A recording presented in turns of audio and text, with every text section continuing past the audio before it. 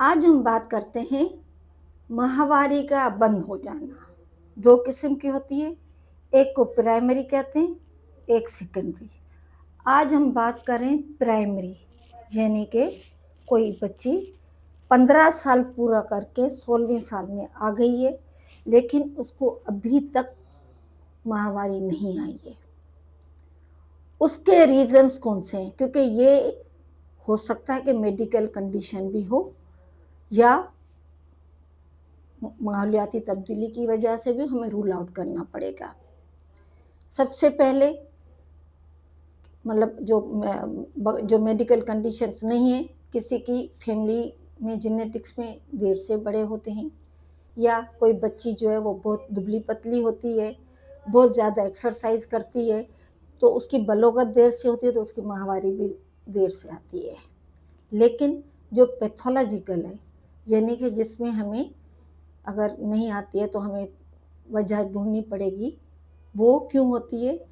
माहवारी का सिस्टम कहाँ से शुरू होता है? ऊपर हाइपोथैलेमस से लेके नीचे तक ओवरीज, यूट्रस, यहाँ तक से पूरे हार्मोन्स एक तरतीब से आकर फिर यूट्रस पर जब वो हार्मोन्स ओवरीज में से रिलीज होते हैं, तो वो जब इफेक्ट करते हैं तो वो जो खून का माहवारी की सूरत में खून आता है, वो सिस्टम होता है। अब हम आते हैं, या तो ऊपर हाइपोथैलेमस में कोई प्रॉब्लम हो, कोई पिट्यूटरी का ग्लैंड का कोई मसला हो, हार्मोनल का इशू हो, प्रोलैक्टिन का मसला हो, और उसके बाद हम नीचे आते हैं, या तो ओवरीज में हो। ओवरीज में क्या हो सकता है? अंडेदानियों में, कि वहाँ से ऊपर से तो हार्मोन्स रिलीज हो रहे हैं, लेकिन ओवरीज में कुछ ऐसे इश्यूज जेनेटिक हो जाते हैं कि वो उन हार्मोन्स को रिस्पॉन्ड नहीं कर रही हैं, यानी कि ओवरियन रेजिस्टेंस सिंड्रोम या इनसफिशिएंसी, ताकि एस्ट्रोजन प्रोजेस्टेरॉन रिलीज ही नहीं हो रहे हैं। जब एस्ट्रोजन प्रोजेस्टेरॉन रिलीज ही नहीं होंगे तो यूट्रस पर वो पूरी जो एक लेयर्स बनती हैं वो बनेंगी नहीं। उसके बाद हम आते हैं यूट्रस पर। उसमें एक दो किस्म के होते हैं, एक पैदाइशी क्या होता है?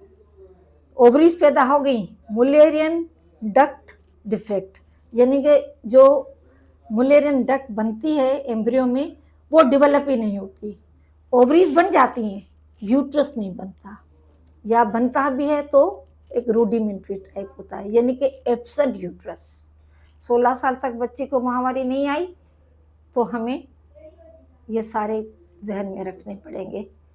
उसके बाद यूट्रस बन गया है, माहवारी का खून आ रहा है, लेकिन जहाँ से खून निकल रहा है, यानी कि सर्विक्स से या वजाइना से, वहाँ पर एक पर्दा होता है जिसको हम हाइमेन कहते हैं। वो टफ होती है, वो सख्त होती है, वो टूटती नहीं है।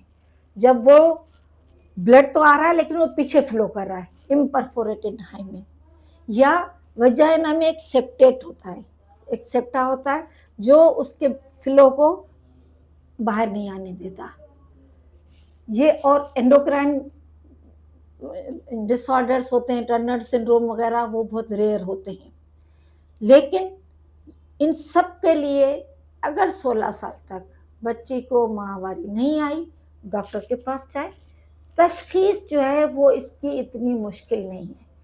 सबसे पहले फैमिली हिस्ट्री, उसके बाद हार्मोन टेस्ट करवाते हैं, लेबोरेटरी टेस्ट, उसके बाद एग्जामिनेशन। अगर हम देख रहे हैं कि बच्ची है हाइमेन इम्परफोरेट है, वो उसका एक अलग सिस्टम है।